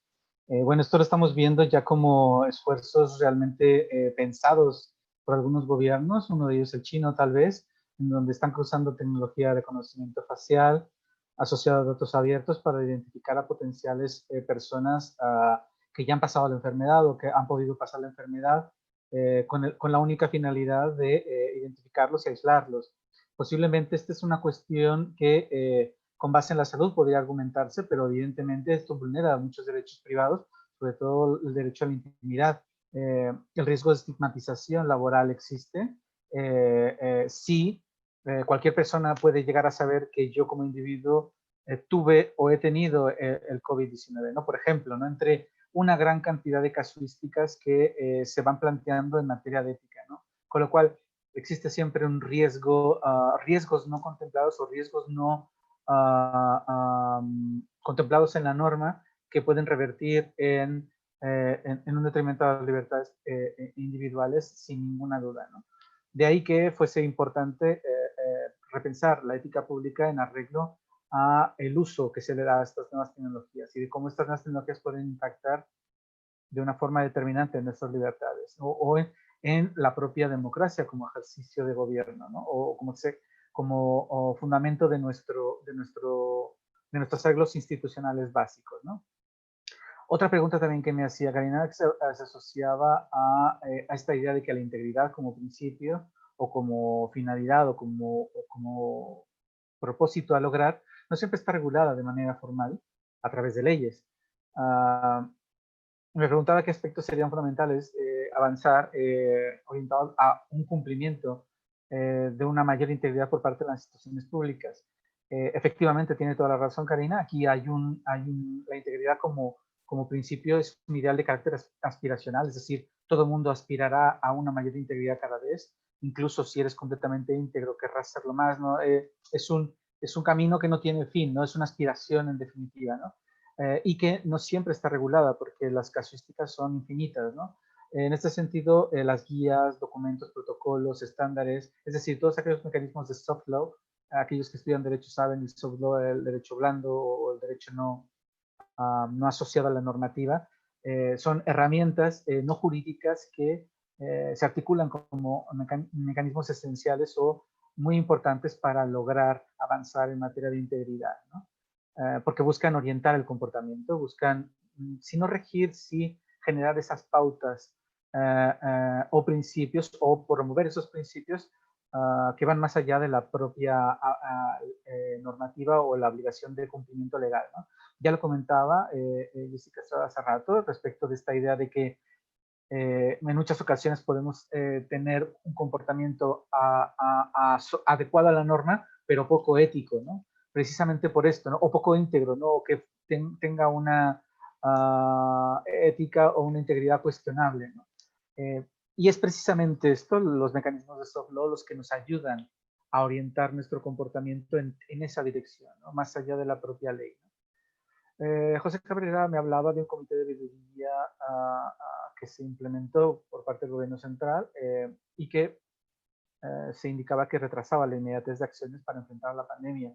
Le comento en mi respuesta a José que no conozco el caso en concreto, pero sí que es importante entender que en clave comparativa, por ejemplo, lo que ocurrió en República Dominicana tuvo que ver básicamente con una experiencia impulsada desde el más alto nivel de gobierno, o sea, la presidencia de la República a través de la Dirección General de Contrataciones Públicas estaba muy interesada en impulsar estos mecanismos de control y de fiscalización más allá del propio gobierno, como un medio para garantizar la eficacia, pero también para generar legitimidad, ¿por qué no?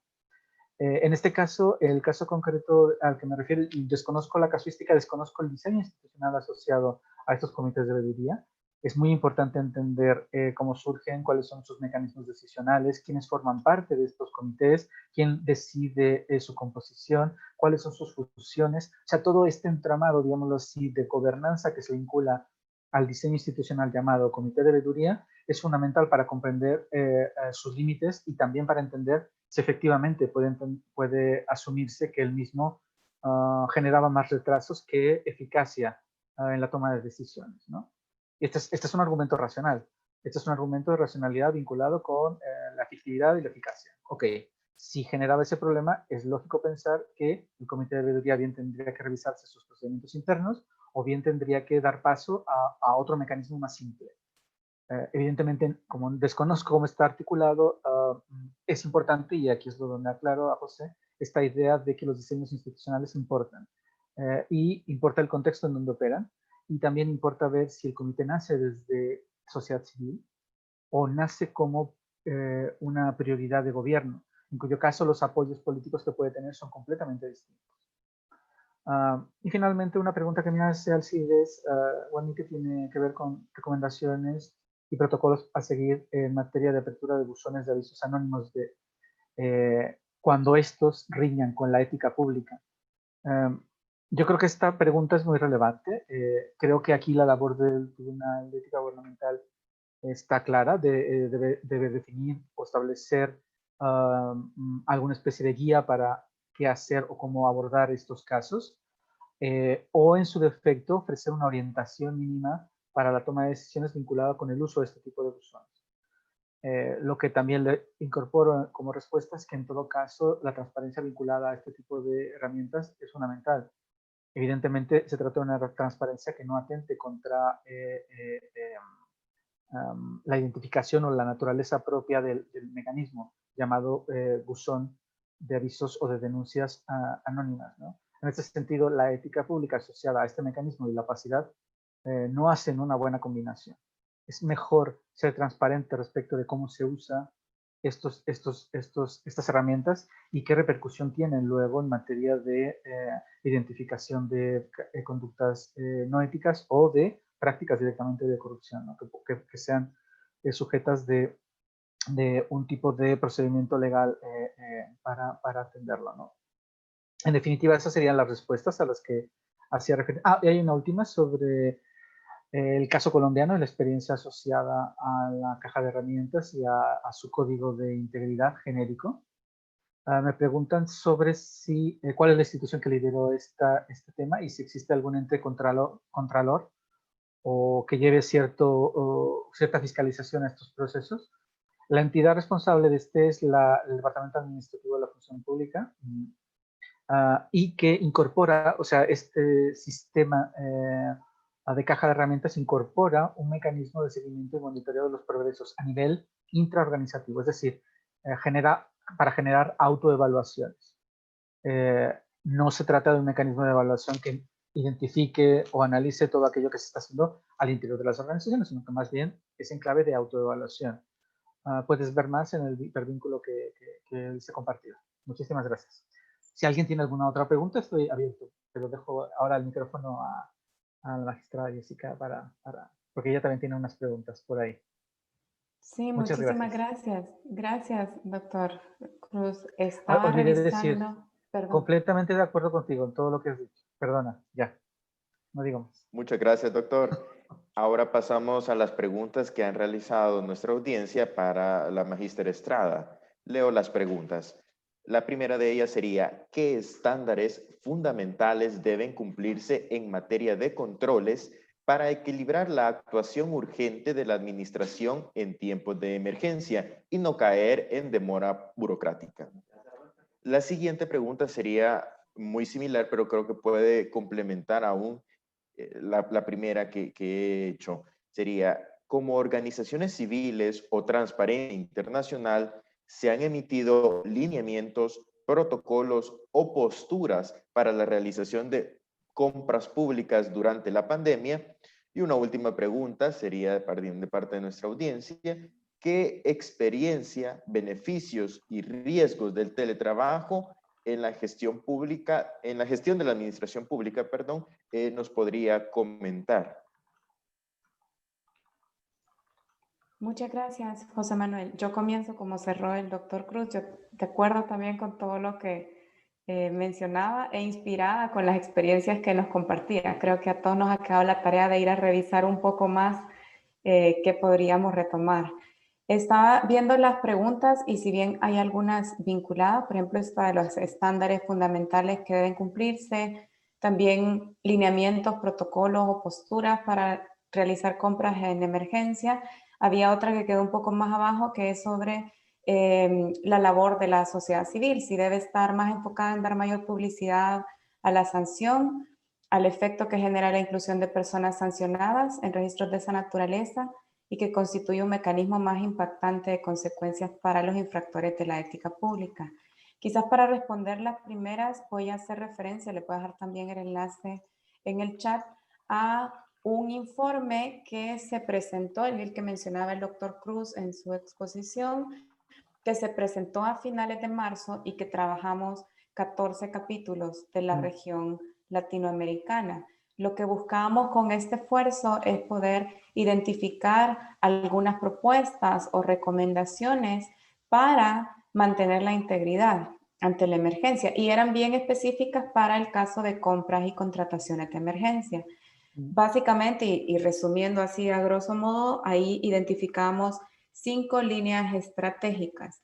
La primera es una máxima apertura en la información, incluidos datos abiertos, que acá sigue siendo un tema en el país que no hemos desarrollado lo suficiente, y esto con una visión integral de las contrataciones públicas, desde la planeación hasta la entrega del bien, es decir, a lo largo de todo el proceso de compra y contratación. En segundo lugar, la activación de mecanismos pro competencia. En tercer lugar, la fiscalización en tiempo real. Cuarto lugar, identificación plena de los recursos utilizados y su destino en un solo sitio. Y en quinto, una amplia rendición de cuentas públicas sobre los recursos utilizados y el destino de estos recursos. Como ven, varias de estas cosas no se han cumplido, ni por cerca. Y es que recuerdo muy bien en uno de los tantos webinars que he tenido oportunidad de escuchar con esta cuarentena, alguien decía, o sea, no podemos obligarnos a inventar ahorita todo aquello que no pudimos inventar en años anteriores. O sea, partimos de lo que tenemos, con eso tenemos que echar mano y ver cómo optimizarlo, mejorarlo mientras las circunstancias lo permitan. El problema aquí ha sido, por ejemplo, que en materia de compras públicas, si bien lo establecido en la ley, en la CAP, pareciera estar bien, a la hora de la aplicación es donde vemos problemas. Y el sitio destinado para el registro de todas las compras no lo utilizan todos. Es como bien antojadiza la forma de utilizarlo y no permite dar este seguimiento a lo largo de todo el proceso. Entonces, hay herramientas que las tenemos, pero no las sabemos utilizar. En muchas ocasiones viene dado por la falta de capacitación de las personas que tienen que estar ingresando la información, por ejemplo. En otros es simplemente la falta de voluntad porque no lo veo como algo necesario o no es algo obligatorio, o porque el castigo que me impondrán es mínimo y prefiero pagar una multa que estar llenando toda la información. Por ejemplo, a veces llegamos también a pensar en ese sentido y es súper nocivo. Entonces, en materia de compras, tenemos ahí una herramienta disponible que no utilizamos antes y que con la emergencia se hizo todo lo posible por no utilizarla. Entonces, solo para poner un ejemplo. Tenemos también el portal de transparencia fiscal del Ministerio de Hacienda, que se hizo un esfuerzo importante con la Iniciativa Global de Transparencia Fiscal, GIFT, el año pasado, para poder tener información disponible en datos abiertos, que permitiera alojar más información, y no se ha estado utilizando. No sabemos, no podemos ver de manera pormenorizada todos los gastos, mucho menos el destino específico donde se aplicó un determinado gasto. Entonces, aun cuando tenemos las herramientas, no hemos logrado la máxima apertura que estamos pidiendo, ni transparencia proactiva, brindando la información oficiosa que tienen en su poder los entes obligados, los mecanismos que ya tenemos que permitan no solo la Contraloría de la Ciudadanía, sino también una mejor fiscalización de entidades como la Corte de Cuentas de la República, no se han estado actualizando tampoco. Hemos sabido por las noticias que ni a la Corte de Cuentas le han entregado información. Ahora se imaginan a los ciudadanos que estamos tratando de ejercer Contraloría Social. En Funde y en nuestro Centro de Asesoría Legal no se imaginan la cantidad de solicitudes de información de las cuales ni siquiera hemos tenido un acuso, recibo y comienzo a tramitar su solicitud. No nos dan la información, no está en los portales web, si uno habla no le contestan, si uno manda correo no contestan. Entonces al final todo esto se ha agravado y aceleradamente a lo largo de estos meses, por lo que los mecanismos que ya teníamos no se han utilizado bien, antes tampoco se hacía, no se han creado nuevos mecanismos, se están identificando algunos esfuerzos, pero todavía están en pañales, como diríamos, y por supuesto la situación misma nos daba justificaciones lo suficientemente válidas. Al principio habían oficiales de información que querían hacer su trabajo Ellos querían entregar la información, pero nos dábamos cuenta que todo estaba en papeles en las instituciones públicas que estaban cerradas por la pandemia. O sea, no tenían la información digitalizada, no tenían acceso a sus computadoras, no tenían, no sé, un montón de obstáculos como para hacer más fácil decir o justificar, no puedo entregar información que permita un adecuado seguimiento. Entonces, de verdad que así como estándares que deben cumplirse en materia de controles, lo primero es tener suficiente acceso a información. Y sabemos las características que debe tener esta información, pues tiene que ser oportuna, veraz o verificable, información de calidad, completa, etc. Y depende también de los mecanismos establecidos en cada uno de los países. Les comentaba lineamientos que hemos establecido en Transparencia Internacional. Cada uno de los capítulos ha trabajado también, bueno, tal vez no todos, pero se han trabajado algunos lineamientos específicos por país, porque vemos que aunque nos parecemos en muchas cosas, también hay ciertas consideraciones específicas que debemos tener. Y respecto, bueno, al rol de la sociedad civil, quería abarcar también esa otra pregunta, pero se me perdió. Ajá. Para ver si debe estar más enfocada en dar mayor publicidad a la sanción, al efecto que genera la inclusión de personas sancionadas en registros de esta naturaleza y que constituye un mecanismo más impactante de consecuencias para los infractores de la ética pública. Definitivamente, y esto es algo todavía como mi opinión personal, considero que en países como el nuestro actuamos como premio o castigo. A veces no tenemos motivación suficiente por nuestro depósito de valores que está bien cultivado y lo queremos poner en práctica, sino que hago o dejo de hacer algo si veo que me va a tener una repercusión o me van a dar un castigo. Y analizando un poco esta situación, quizás el ejemplo más básico que uno a veces encuentra, como una persona, un salvadoreño o salvadoreña X, si estoy acá, no me importa tirar basura en la calle o en la playa, pero si voy de vacaciones a Miami, no me voy a atrever a hacerlo. O sea, es la misma persona. Lo que cambió es el contexto en el que estoy. Entonces, ¿qué es lo que me motiva? No es mi convicción que no debo botar basura, que sabemos que es algo malo, y lo podemos trasladar a algo ético luego si quieren, pero es más el saber que si boto basura en Estados Unidos me van a llevar preso seguro y aquí no me van a hacer nada. Entonces, lo mismo pasa con las infracciones éticas. Para mí es sumamente lamentable que funcionarios que han sido sancionados por infracciones graves a la ética pública sean electos nuevamente, porque simplemente no se inhabilita. Entonces, para mí debería ser un cambio a la ley. Y en otros países así funciona. O sea, si yo ya demostré una vez que no soy capaz de cumplir con estos principios y valores que como funcionario público estoy obligada a hacerlo, o servidor público, no deberían premiarme nuevamente con darme un cargo público. No, ya mostré que no soy digno de eso. Es como mi manera de interpretarlo. Entonces sí es importante irnos por ahí porque a veces es la vía, no sé si más fácil, pero para entender un poco es con la que mejor no va. De qué tanto me van a castigar, porque si me resulta más barato pagarle al policía cuando me para $10 a tener que ir luego a pagar una multa de 50, prefiero darle la mordida. Entonces, ahí es donde vemos estas situaciones en las que definitivamente las sanciones son importantes, es importante visibilizar esto y bueno, también ir incorporando una serie de elementos que creo que no tendremos oportunidad de abordar ahora.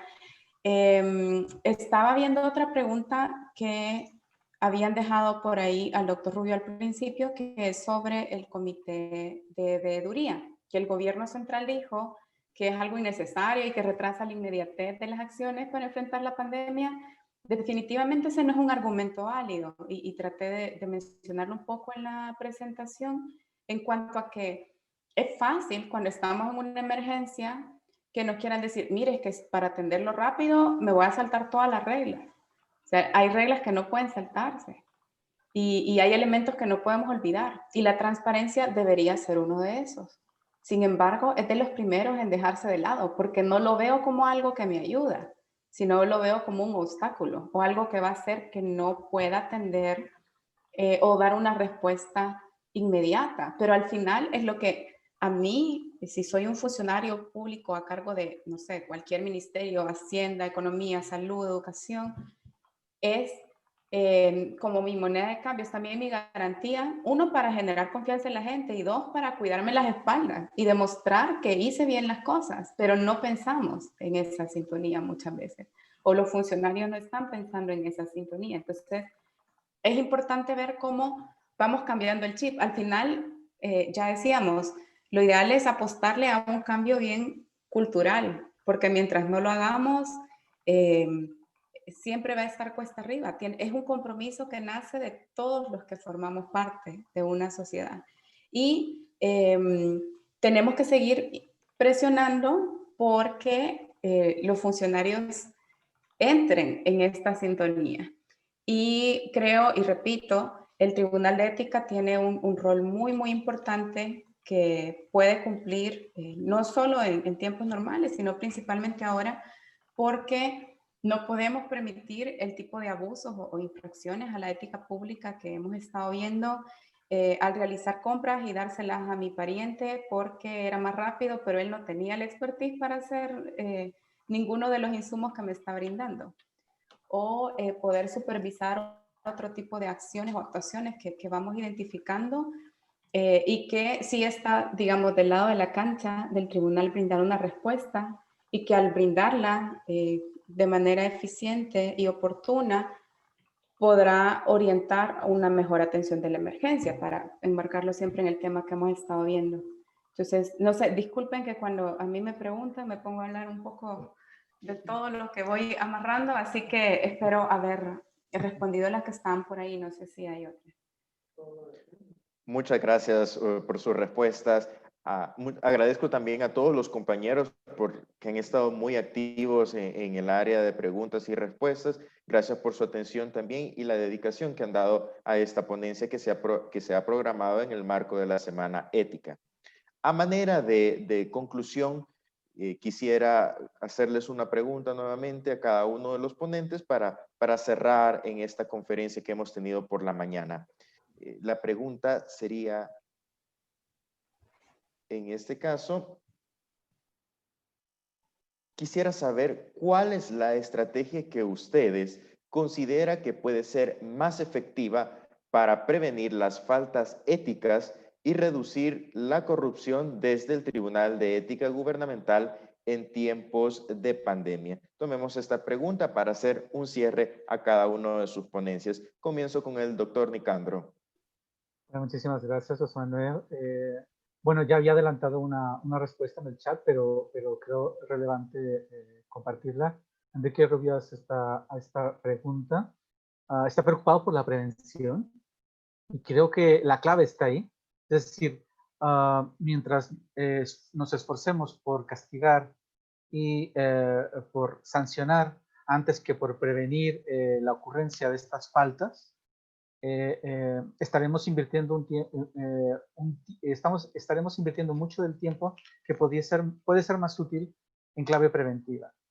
En este sentido, tal vez lo importante es que desde una perspectiva comunicacional, los órganos de control de la corrupción y prevención de fomento a la integridad de la ética deben diseñar campañas de publicidad no asociadas a identificar al que se ha pillado con las manos en la masa, o al que se ha castigado, o al que ha sido sujeto de una sanción de ley, sino más bien pensar en una campaña en positivo, en donde este tribunal o los órganos de control de la ética informen respecto del dinero que se ha podido ahorrar la ciudadanía, intentando generar una especie de utilidad social asociada a la eficacia, antes que una utilidad de carácter policial o persecutoria. Con esto generamos un cambio de giro respecto de la visión o de la narrativa que se asocia a nuestra propia institución, porque nosotros lo sabemos, que gracias a ello podemos cuantificar hasta cierto punto cuánto dinero público se ha ahorrado, por ejemplo.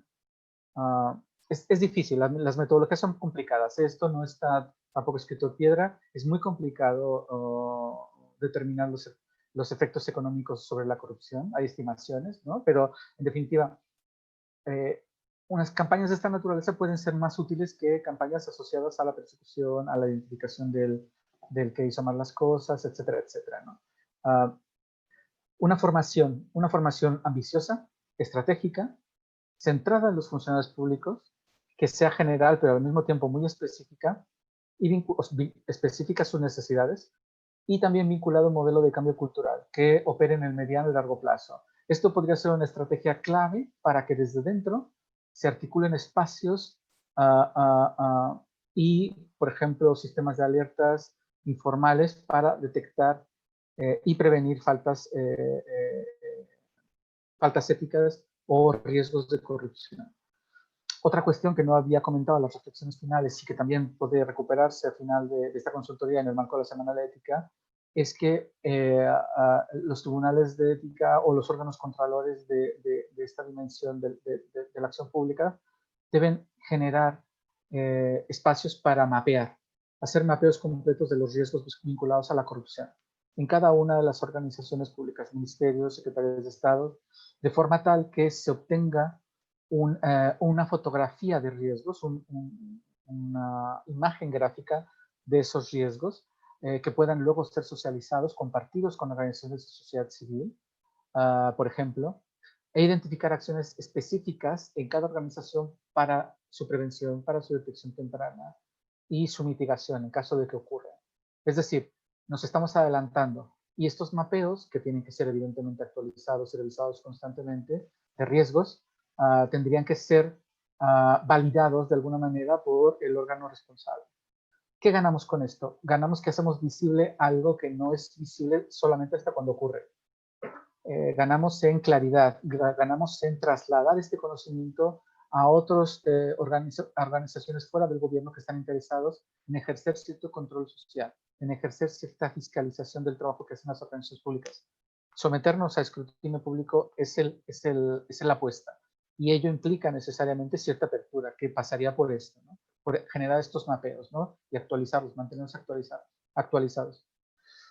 Luego, finalmente, generar una estrategia o una planificación estratégica que integre esfuerzos de otras organizaciones. Es decir, no vivimos en la soledad, no vivimos en el aislamiento. Las organizaciones públicas conviven con otras organizaciones que forman parte tanto del sector público como de organizaciones de sociedad civil, y necesitamos de ellos, necesitamos de su conocimiento, necesitamos de su energía, necesitamos de su capacidad para llegar al tejido social como medio para diseñar estrategias conjuntas que sean ambiciosas, basadas en evidencia, que fomenten esta cultura de la supervisión y del control social. En realidad, este es el gran paso, esta es la gran dimensión del desarrollo a la que se enfrenta la agenda del gobierno abierto en los próximos años. O sea, hacer que esta transparencia sirva para algo exige identificar estos mecanismos, estos espacios de cogobernanza o de co-creación que permitan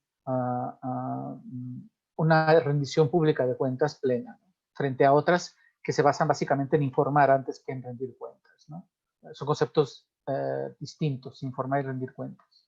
La rendición de cuentas exige someterse al escrutinio público, y acciones de este tipo lo permitirían antes que simplemente el hecho de informar. Bien, yo aquí terminaría. No sé, Jessica, si quieres complementar. Esta misma es para Muchas nosotros. gracias. Creo que es para los dos esta pregunta. Así es, doctor. Muchas gracias, Magíster Estrada. La respuesta a la misma pregunta y la conclusión de la ponencia. Bueno, respuesta corta porque ya el doctor Cruz Rubio abarcó bastante. Yo también insistiría en, bueno, llevar de la mano la prevención y la sanción. En el TEC, la parte de prevención, de momento la veo más en cuestión de formación, ¿verdad? De poder trasladar a los funcionarios y servidores públicos por qué deben actuar conforme la ética y cuáles son las sanciones que recibirían o cuáles son las consecuencias de no hacerlo, no solo para ellos, sino para todo el país, ¿cierto? Y en cuanto a la sanción, para poder llegar a esa etapa, definitivamente a veces sé que lo más difícil es la investigación, pues todo el proceso que tienen que hacer en el TEC para poder definir si se va a sancionar respecto a un determinado caso. Entonces ahí es donde puede que a veces hayan ciertos retrasos, porque pensando siempre en este contexto de pandemia, si ahorita vemos que se están haciendo compras irregulares, que no se ha tenido un caso que resulte ejemplarizante para que otros funcionarios no lo hagan. Si tenemos la respuesta a un proceso dentro de un año, puede que ya no sea disuasivo para que otros lo hagan, porque ya fueron muchos los que se repitieron este año y no vieron el peso que podía en un determinado momento mostrar el TEC. Ya ni se diga si un caso luego del TEC pasa ya a fiscalía para una sanción de tipo penal. Entonces, a veces a eso me refiero, no es solo que la sanción sea importante, sino que muchas veces solo entendemos a golpes, porque estamos acostumbrados en nuestra región a entender por las malas, ¿verdad? Y lastimosamente es eso lo que genera la presión, pero definitivamente la formación tiene que continuar tanto para servidores públicos como para ciudadanía en general, y sobre todo a la hora de pensar en la ciudadanía, creo que es importante, y en otras ocasiones he tenido oportunidad de trasladarlo a algunos magistrados del tribunal, la parte de difusión.